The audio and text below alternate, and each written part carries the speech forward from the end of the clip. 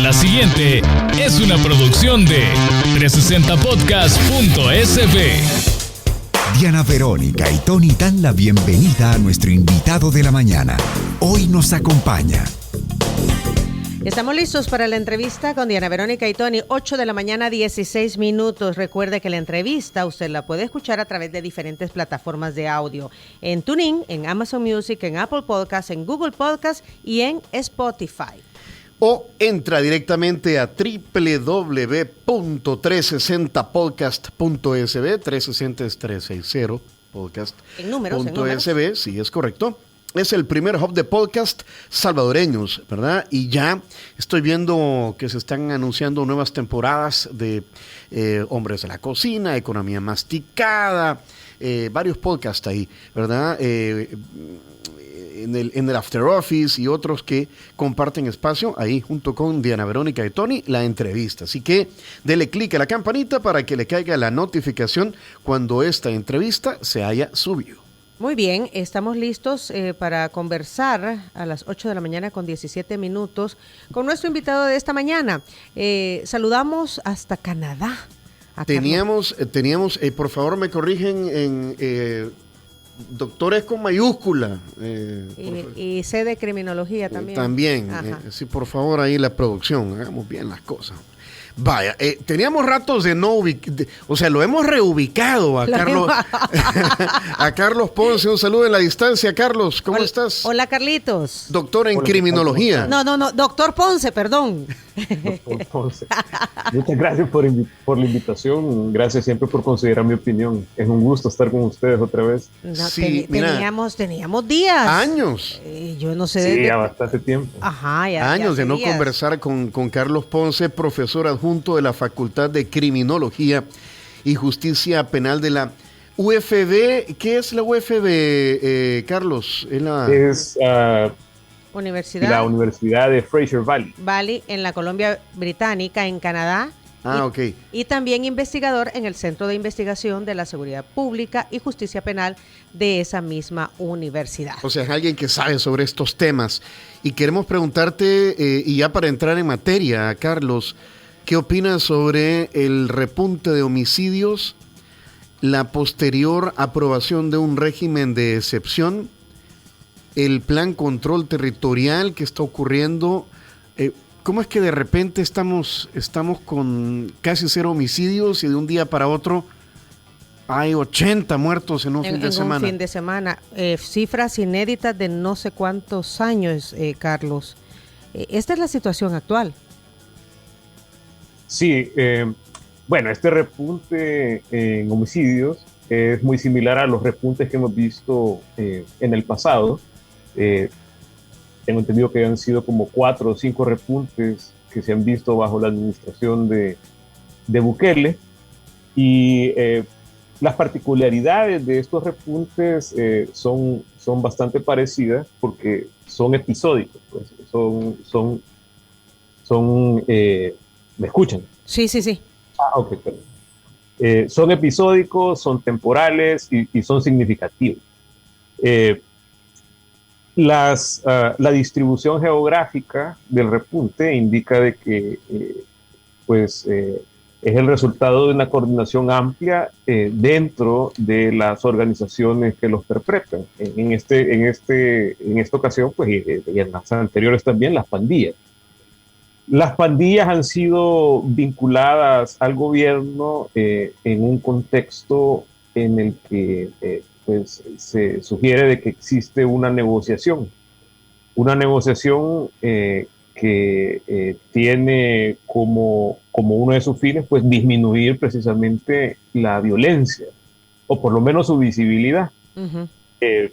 Esto se ha visto en diferentes países. Cuando el Estado no tiene la capacidad de ejercer la gobernanza de un país, muchas veces recurre a organizaciones delincuenciales que tienen un control territorial robusto y comparten la gobernanza. Esto es lo que hemos visto en El Salvador, o por lo menos es lo que sugieren diferentes investigaciones periodísticas que han documentado esta interacción diferente entre el Estado y las pandillas. Bueno, y también pues el gobierno de Estados Unidos de alguna forma lo ha también revelado a través de las sanciones que ha impuesto a ciertos funcionarios públicos del gobierno actual. A ver, quedémonos ahí para analizar todo lo que has dicho. Has dicho, y en efecto han sido así, son capítulos, son episódicos, dijiste tú, estos capítulos donde de repente, de la nada, alguien abre el chorro, por decirlo así. Incrementa el número de homicidios. E incrementa durante 3-4 días y luego se controla y vuelve a bajar. Y es así. Sí, lo que hay que tener presente y no hay que perder de vista en este tipo de negociación es de que la negociación es constante. Están constantemente en un intercambio de beneficios y como la negociación es constante, como en cualquier otra negociación, las partes están siempre tratando de tener una posición privilegiada dentro de la negociación para que sus intereses pues prevalezcan. Una relación ganar-ganar es lo que tú dices. Ahora, exacto. Antes de continuar, Carlos, yo quisiera, no sé si aclarar algo. Hemos hablado de estos episodios repentinos de incremento en el número de homicidios, pero el resto de delitos continúan y no sabemos en qué dimensión, porque el control de territorios, el cobro de la renta, etcétera, etcétera, el amedrentamiento, eso continúa. Lo único que se incrementa y baja en momentos esporádicos es el número de homicidios, pero el resto de delitos continúa. Y quisiera agregar algo al comentario de Diana Verónica. Tú asumes y das por sentado que existe una negociación, entonces. Bueno, sí, todos los indicadores lo sugieren. Hay diferentes investigaciones periodísticas que proporcionan evidencia suficiente como para dar eso como por sentado. Y por si fuera poco, pues también el gobierno de Estados Unidos ha emitido sanciones en una cosa sin precedentes. Pues esto nunca lo hemos visto con ningún otro país. Han emitido sanciones en contra de funcionarios salvadoreños precisamente por su vinculación con pandillas. Eso nunca se ha visto. Ahora, ¿por qué los homicidios son los que suben y bajan? Pues eso es muy sencillo. Es el delito más visible, y así lo mencionaban ustedes. No sabemos en realidad cuál es la magnitud de los otros delitos, porque como la extorsión, por ejemplo, porque existe una cifra negra bastante alta. El homicidio es el delito que por excelencia se utiliza para pues, medir la criminalidad violenta en diferentes jurisdicciones, precisamente porque la responsabilidad de denunciar el hecho no recae sobre las víctimas o sus familiares. Los cuerpos ahí están, pues a menos que se escondan como pasa en El Salvador, que no es usual, pues los cuerpos ahí están y la responsabilidad recae sobre las autoridades para registrar los hechos. Entonces no es como una extorsión, que en la extorsión pues la víctima tiene que estar dispuesta a denunciar, que es diferente. Entonces, si un gobierno quiere, como parece que es este gobierno y como han sido otros gobiernos, que quiere solamente aparentar que está haciendo algo en contra de la delincuencia y no realmente haciendo algo en contra de la delincuencia, entonces, pues este tipo de trato resulta óptimo, porque puede vender a través de las estadísticas de que nosotros hemos reducido en tanto los hechos delincuenciales, y es precisamente lo que estamos viendo. Estamos viendo de que a través de estas estadísticas fabricadas a través de esa negociación con las pandillas, pues el gobierno sale y dice hemos recuperado el control de los territorios, pero lo que vemos ahorita pues indica todo lo contrario. El control nunca lo han tenido. La magnitud, la coordinación evidente en este incremento, en este repunte de los homicidios, revela o indica de que las pandillas tienen un control aún sumamente robusto en el territorio, que les permite coordinar acciones de esta magnitud y acciones con esta cobertura territorial. Tengo entendido que solamente en 2 departamentos del país no se registraron homicidios durante este repunte, lo que indica que pues, las pandillas tienen el control casi de todo el territorio y un control tan robusto como para hacer este tipo de acción coordinada. Carlos, tú dijiste que juntos, bajo este esquema de negociación permanente del que has hablado, juntos gestionan la gobernanza, dijiste, pandillas y gobierno. Exacto. Hay un término técnico que se utiliza para describir este tipo de arreglos, gobernanza criminal. Entonces, gobernanza criminal se refiere a la capacidad de las estructuras delincuenciales para establecer reglas en las comunidades en las que operan y someter a los residentes de esas comunidades a esas reglas. Ahora, esto lo pueden hacer con o sin la colaboración del gobierno, o con un pacto o un entendimiento con el gobierno. Pueden hacerlo en oposición al gobierno o lo pueden hacer junto con el gobierno. En ese caso, pues la gobernabilidad del país se comparte entre las autoridades oficiales y las pandillas. Si nos remontamos, por ejemplo, al tiempo de la mano dura, pues allí las pandillas establecían sus reglas, tenían una gobernanza criminal, pero no existía una conexión, una negociación entre los cabecillas de las pandillas y funcionarios públicos. Entonces estaban en oposición. Ahora estamos ante otro esquema. Desde que Munguía Payés se le ocurrió la brillante idea de establecer una negociación o una interacción diferente con las pandillas, pues la gobernanza se ha convertido, el esquema cambió. Las pandillas establecen reglas en sus comunidades, pero lo hacen bajo un entendimiento con las autoridades, que al final tiene una dimensión política, electoral, porque ese control y esa influencia territorial que tienen las pandillas es explotada por los políticos durante las elecciones. Y también tenemos varias investigaciones académicas en donde pues eso ha quedado establecido, de que en algunos territorios pues durante ciertas épocas electorales o ciertos eventos electorales las pandillas han influenciado para que los resultados favorezcan a el político o los políticos con los que tienen algún tipo de acuerdo. También esto ha sido revelado por investigaciones periodísticas que han puesto al descubierto esa interacción diferente, esos acuerdos, esos arreglos que existen entre políticos de todos los colores, pues, y las pandillas. O sea, se han conocido videos incluso. A ver, entonces, el objetivo en realidad de los gobiernos de turno en esta relación, no sé cómo llamarle, con las pandillas, es únicamente entonces político-electoral, es decir, mantener las cifras bajas para generar confianza en la población y al momento de votar, pues se vote por estos partidos políticos que manejan las estadísticas a la baja. Exacto. Y lo peligroso, bueno, no lo peligroso, sino que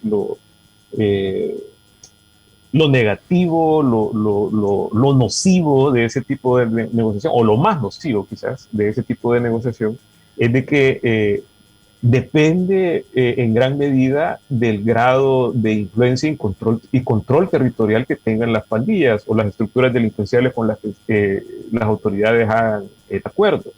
¿Qué es lo que quiero decir con esto? Quiero decir de que bajo ese esquema, pues al gobierno de turno le conviene que las pandillas no pierdan ese control territorial, no pierdan esa influencia en sus territorios. Por el contrario, les conviene que sea aún más robusto para que en un momento de elecciones tengan la capacidad de movilizar votos a favor de ellos. Entonces, ese es quizás el efecto más nocivo de estas negociaciones secretas que se establecen entre autoridades y estructuras delincuenciales. Carlos, entonces, ¿debe pasar algo en esa negociación que molesta a las pandillas o dentro de ese pacto que el gobierno no cumplió o algo para que se activen para que los homicidios se incrementen de un día para otro?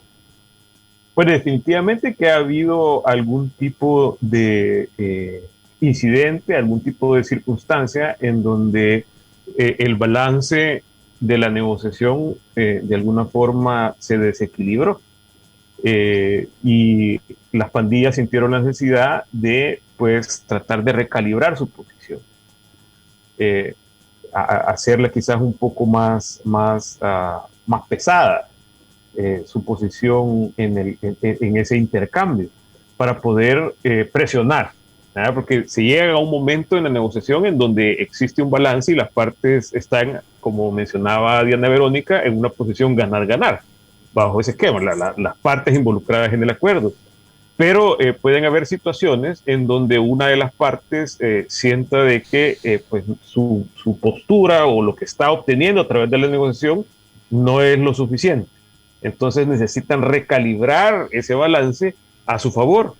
Y por supuesto que incrementar los homicidios es una de las formas en las que las estructuras delincuenciales tratan precisamente de mejorar su posición en la negociación para obligar a las autoridades a incrementar los beneficios que están concediendo. ¿Y cuáles pueden ser esos beneficios? ¿O cuáles son esos beneficios? Pues esto puede variar. Si vemos ejemplos de otros países, va desde la impunidad, desde asegurarles de que no van a ser perseguidos, de que no van a pagar tiempo en prisión, de que no van a ser fiscalizados, atacados por las autoridades, hasta dinero en efectivo. Por supuesto, muchas veces también son favores que tienen que ver con, quizás las estructuras delincuenciales mucho más sofisticadas, concesiones de contratos públicos o incluso puestos para personas cercanas a las organizaciones delincuenciales dentro del aparato estatal. Puede tomar diferentes formas. Lo hemos visto en diferentes países y la verdad es que la imaginación ahí es el límite. Este incremento de asesinatos repentino ocurre tan solo días después de que Estados Unidos habría pedido explicaciones al gobierno sobre la extradición de Elmer Canales Rivera, alias el Crook o el Croc, que se presume Estados Unidos que fue puesto en libertad y ha pedido explicaciones sobre su supuesta liberación y detalles sobre su paradero. Elmer Canales Rivera y otros pandilleros como el Blue estarían siendo requeridos por la justicia estadounidense, ¿verdad? Y han pedido la extradición. El gobierno no ha terminado de ser claro sobre el paradero de estos sujetos y si realmente ya la Corte Suprema de Justicia habría autorizado la extradición. Ajá. Un periódico digital, Infodemia, duda sobre esto, ¿verdad? De que ya voy a... aquí está. Quiero ver, ya se los voy a presentar. ¿Qué sabes tú de esta situación?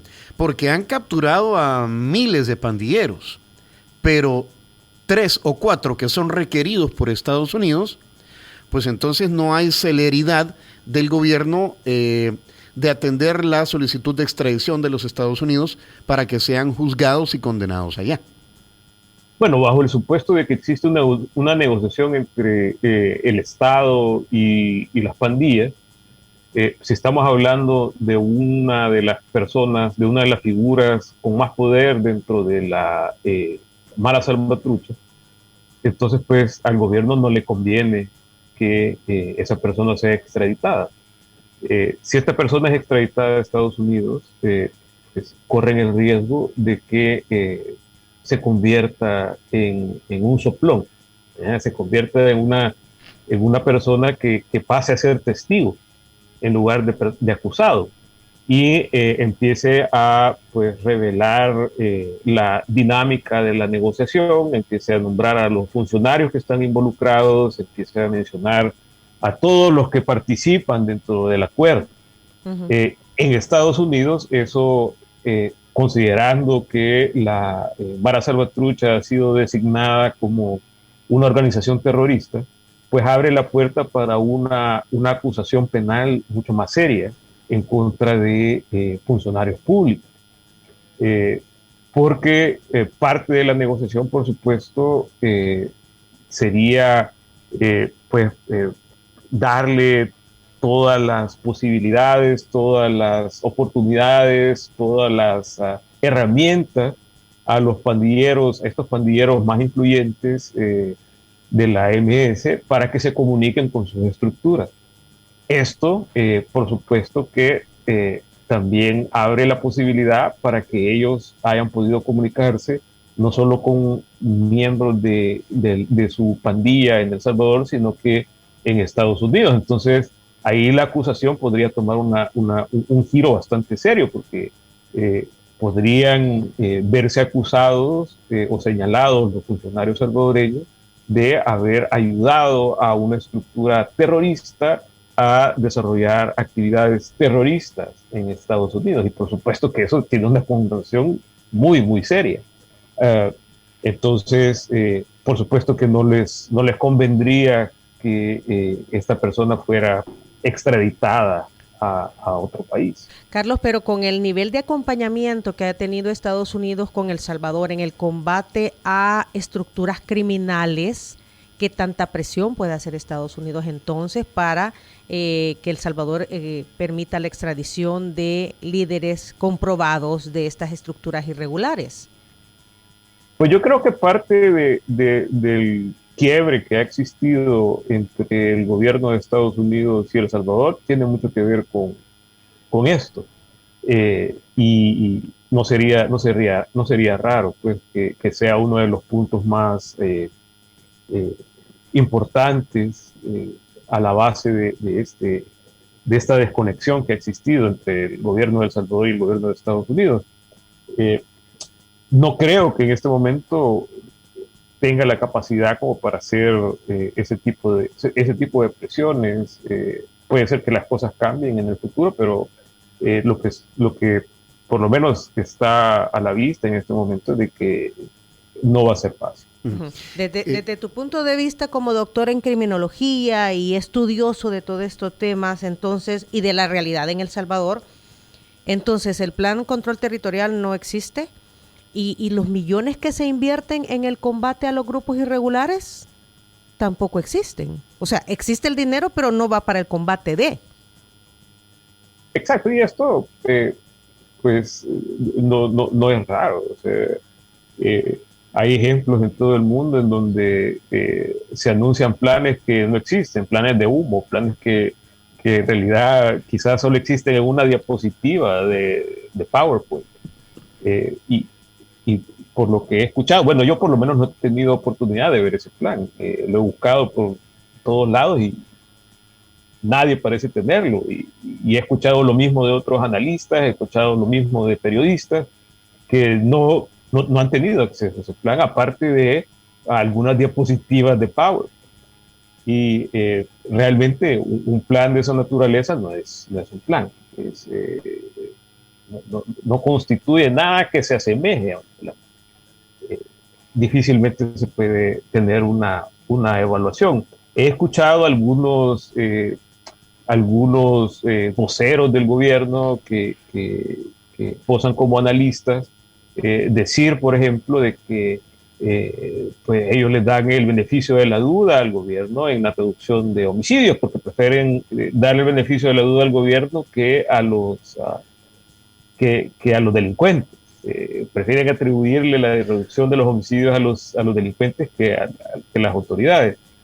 Y realmente eso escapa de todo tipo de lógica de un analista, de un estudioso de este tipo de fenómenos, porque en el análisis, particularmente en el análisis delincuencial y en la ciencia, así en términos amplios, el escepticismo es clave. Uno tiene que dudar de todo, hasta de la misma opinión de uno, y tiene que guiarse únicamente por la evidencia y no hacer suposiciones o supuestos basados simplemente en cuestiones emotivas, como prefiero darle el voto de confianza a los buenos que a los malos, para guiar mi opinión, y no tiene que ser así. Todo Carlos, tiene que ser guiado por elementos objetivos. Hay muy poca información. Vaya, yo tengo una pregunta. La gente que murió el fin de semana, 80 personas aproximadamente, ¿quiénes eran? Es decir, ¿eran pandilleros o eran gente común y corriente trabajadora? Esa es una pregunta que tengo. No sé si... Pues lo que tengo entendido era que era gente trabajadora. Pues entiendo yo que en algunos lugares, en Santana, por ejemplo, creo que llegaron a un taller y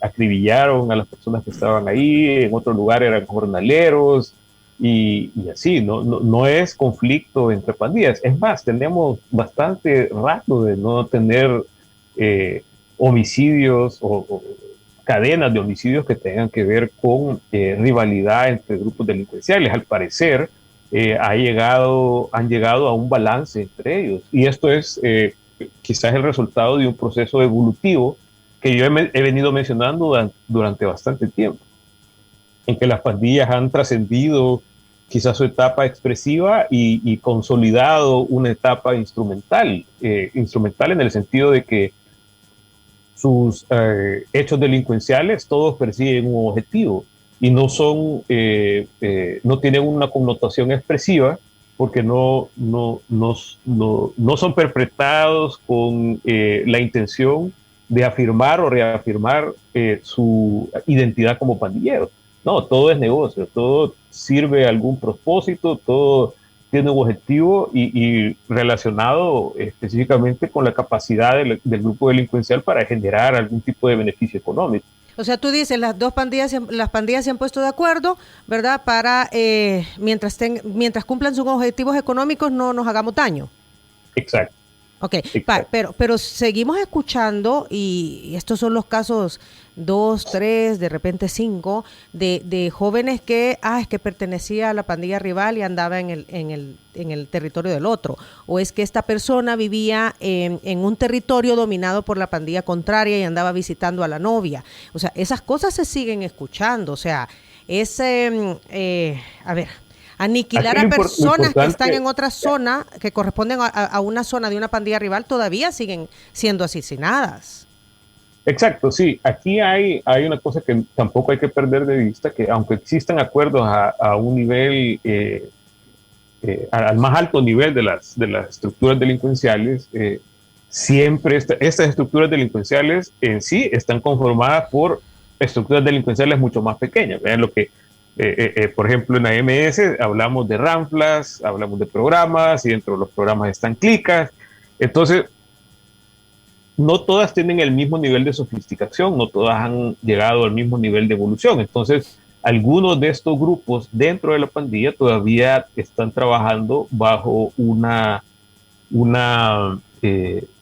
dinámica expresiva, nuevamente. Y también hay que tener en cuenta de que dentro de los grupos, como son tan numerosos en El Salvador, pueden haber grupos que aún tienen algún tipo de rivalidad. Pero en términos generales, eso dejó de ser quizás la motivación principal dentro de la dinámica violenta de las pandillas o entre las pandillas. Otra pregunta, Carlos. Visto lo visto, ¿qué ocurre? Porque ahorita, pues en los centros penales se declara el estado de emergencia, se ve que se endurecen los controles al interior de los penales, escuchamos declaraciones del director de centros penales, del mismo presidente de la República. sobre que no van a ver la luz, que la cosa se está poniendo dura allá adentro. ¿Cuál es el papel que, no sé si los centros penales están ahora más controlados o siguen siendo, digamos, los lugares desde los cuales emanan y siguen emanando las órdenes a todas las estructuras que están afuera? Interesantísima la pregunta. Y tiene que ver con la capacidad de resiliencia que tienen las pandillas, particularmente la MS. Es más, yo estoy por sacar un estudio aquí en Canadá que tiene que ver con la resiliencia de la MS en El Salvador. Y precisamente investiga la configuración o la arquitectura de la red delincuencial adentro de la MS. Entonces, ahí la pregunta es si aislas a las personas que en teoría tienen el control de la pandilla adentro de los centros penales, ¿qué efecto tiene eso sobre la operación de las pandillas al exterior? Esa es la pregunta. Uh-huh. Pues en realidad la forma en la que está estructurada la MS, eso ya ha sido anticipado por la pandilla y no tiene ningún efecto. Hay estructuras afuera que cuando los cabecillas adentro de alguna forma están incomunicados con la pandilla afuera, asumen el control y coordinan a la agrupación. Es por eso también que vemos la forma en la que está estructurada la MS asegura de que se pueda regenerar rápidamente ante un golpe a cualquier nivel jerárquico de su organización. Si una clica, por ejemplo, es detenida completamente, removida, arrestada por las autoridades, la pandilla tiene la capacidad para regenerar esa clica en cuestión de semanas. Y lo hemos visto en diferentes lugares. Y en la investigación que estoy por sacar, pues es una cosa que se ve claramente. Pues, entonces, respondiendo a tu pregunta, pues están preparados para ese tipo de eventos. De situaciones. O sea, si someto a los que están en los centros penales, se activan los que están afuera. Ellos tienen una organización en donde los que están afuera toman el control.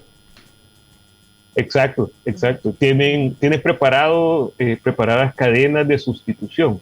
Uh-huh. Cadenas de sustitución. Exacto. En donde pues hay gente que está preparada para relevar al siguiente, a los que sean incapacitados, neutralizados, incomunicados.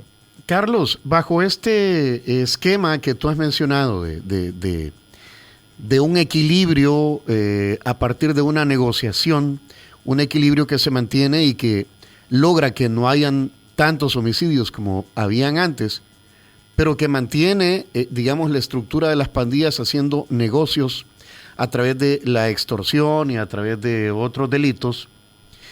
O de incluso empresas legalmente establecidas, sí, que ya también lo han. De todo lo que pueda haber que desconocemos. Ya pasaron casi 3 años de este gobierno, es decir, ¿ha habido algún avance en solucionar el problema mientras existe ese delicado equilibrio que, como tú dijiste, a través de episodios como el del fin de semana se rompen a veces? O esta es la apuesta del gobierno, mantener, digamos, esa negociación, ese pacto secreto que le permite presentar cifras ganadoras, en el sentido de que no hay homicidios. O paralelamente, ¿hay alguna acción que se esté tomando para solucionar el problema? Es difícil que tomen acciones para realmente solucionar el problema cuando el acuerdo que tienen con las estructuras delincuenciales depende en gran medida de que esas estructuras delincuenciales tengan y quizás expandan el nivel de influencia y control territorial que tienen en sus barrios, en sus colonias, en sus municipios. Por eso es que yo creo que después de 3 años, pues la situación se ha empeorado. Se ha empeorado en el sentido de que estos grupos han logrado avanzar, han logrado quizás incrementar el nivel de control e influencia a nivel territorial, y se han convertido en organizaciones mucho más sofisticadas, como ya lo mencionaba Diana Verónica, pues incursionando en el mundo de los negocios legales a su forma, pero haciéndolo. Sí, porque hace que 3 años habrá sido, Tony, ¿te recuerdas que hubo un desmantelamiento de una serie de negocios en donde las autoridades dijeron de que habían miembros de pandillas involucrados, pero sí, que habían terceros? Habían negocios de transporte, hoteles, moteles. Sí, o sea, hasta un pastor cristiano evangélico estaba trabajando en estos proyectos, o sea.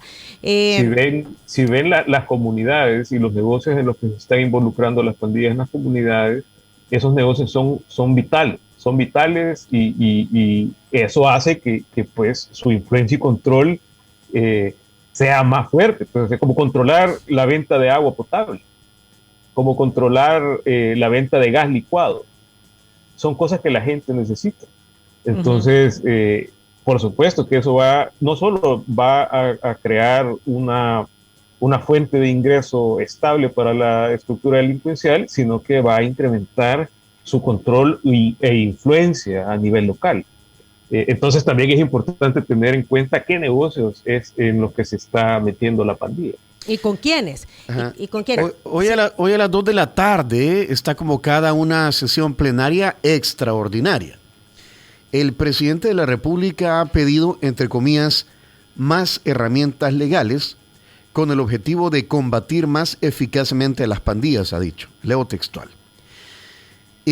Bueno, ya estamos en un régimen de excepción. Se suspendió el derecho a la reunión, el derecho a la defensa, el plazo máximo de arresto de 72 horas y el derecho a no ser intervenido a las telecomunicaciones y correspondencia. Cuando hablamos de más herramientas legales, ¿a qué más podría la Asamblea darle al presidente? Y ojo, he estado escuchando de verdad opiniones en programas de radio, aquí en esta radio en la tarde, en el cierre. En el noticiero las hemos presentado. O sea, hay que decir que hay buena parte de la población que está a favor de estas medidas, Carlos. Es que son, precisamente por eso es que las están lanzando. El populismo punitivo es quizás una de las cartas de los ases debajo de la manga de los políticos populistas más preciada para ellos. Porque es muy fácil sacarla y congraciarse con la ciudadanía que está sufriendo a manos de las pandillas.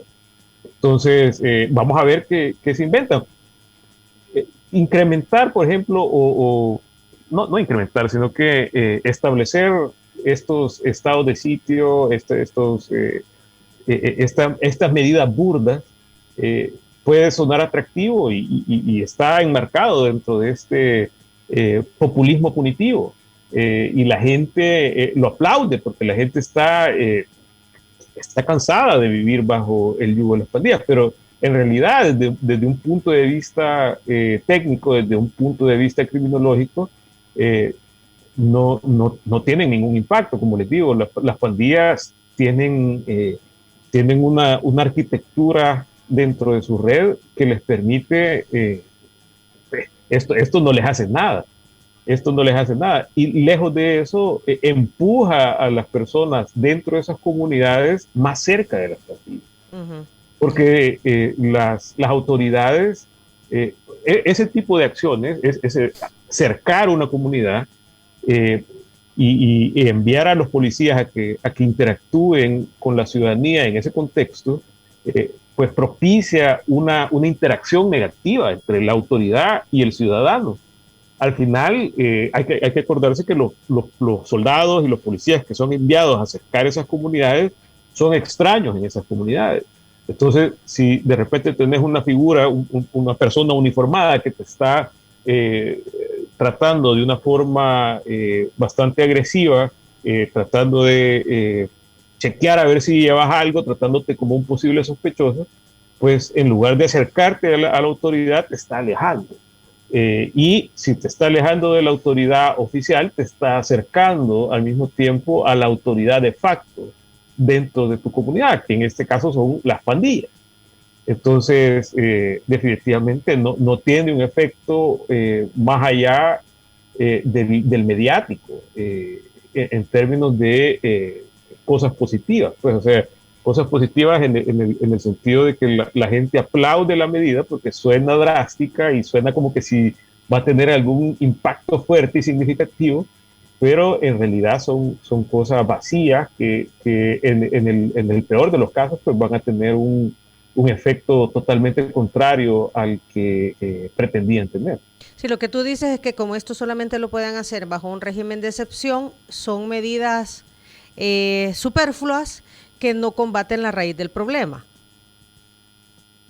Exacto, no combaten el problema. Por eso, combaten, o sea, no van dirigidas a resolver en realidad la raíz del problema.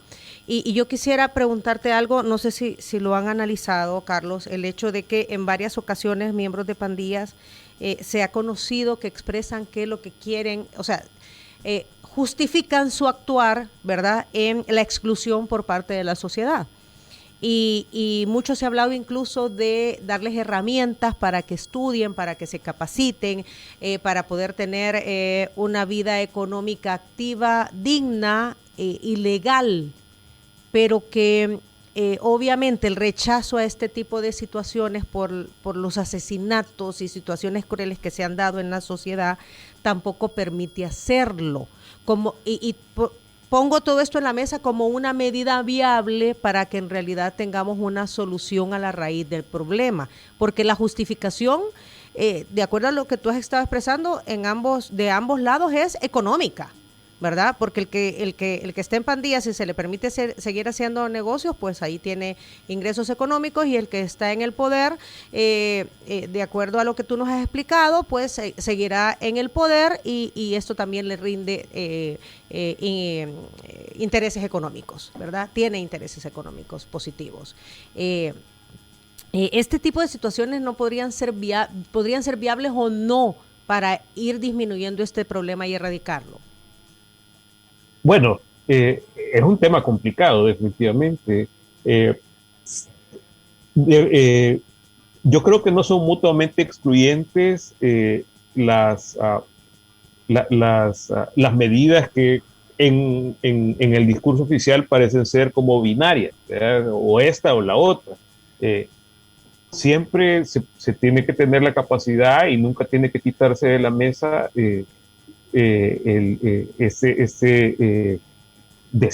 deseo, sino que esta justicia que se debe hacer o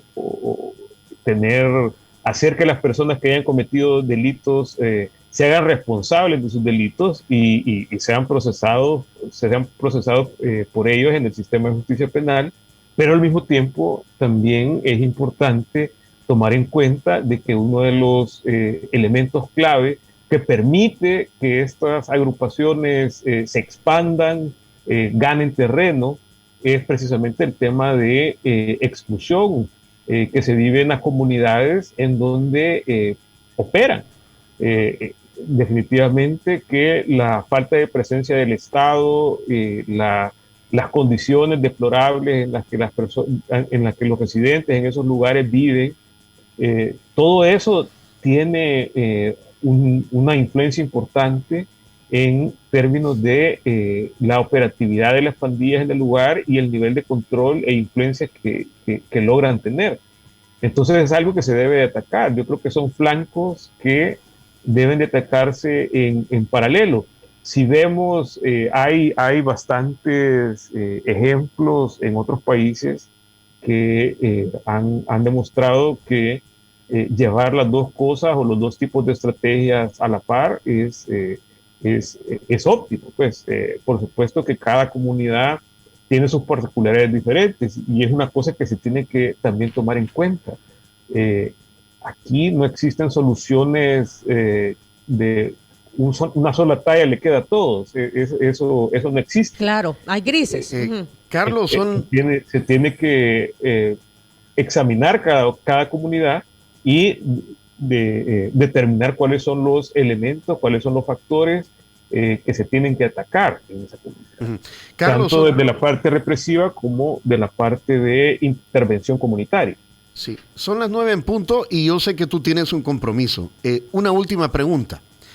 Tú eres doctor en criminología. ¿Alguien cuestiona que cómo puedes tener un acercamiento a la realidad de nuestro país estando en la distancia, estando tan lejos? ¿Cómo haces tú para analizar estos temas? En referencia a un comentario de W. Lemus, un muy buen oyente. Y otros también por ahí. Pues así como académicos alrededor del mundo estudian problemas en otros países, manteniéndome informado, teniendo una red de gente en El Salvador con la que colaboro, y por supuesto teniendo información de primera mano de fuentes importantes, pues, o sea, analizando las cosas de forma objetiva y pues desde un punto de vista científico, no sin emociones, pues. Si es que sí, no sé si eso contesta la pregunta del amigo, pero sí hago lo que tengo que hacer para poder acceder a información en El Salvador. Bueno, gracias, Carlos. Sabemos que, y repito, tienes un compromiso. Ahora que ya te reubicamos, te vamos a estar molestando un poquito más seguido, Carlos, para hablar de estos temas, ¿verdad? No sabemos qué va a aprobar hoy no sabemos qué va a aprobar hoy la Asamblea Legislativa. Se habla de un toque de queda, se habla de otro montón de cosas, no se sabe. Vamos a ver qué ocurre a las 2 de la tarde. Gracias, Carlos, un saludo en la distancia. Gracias, Carlos. Muchas gracias por considerar mi opinión. Ha sido un gusto estar con ustedes hoy y ojalá podamos hacer esto más seguido. Ojalá, gracias. Esta entrevista la pueden volver a escuchar a través de 360podcast.sb y se sube a distintas plataformas. En efecto, bueno, recuerde que puede escucharnos en Spotify, Google Podcast, Apple Podcast, Amazon Music y TuneIn. En Instagram y en Facebook puede encontrar a @360podcast.sb y en Twitter @360podcast_sb. Dele clic a la campanita porque la entrevista se sube todos los días, así usted recibirá la notificación una vez la entrevista esté arriba. Esta fue una producción de 360podcast.sb.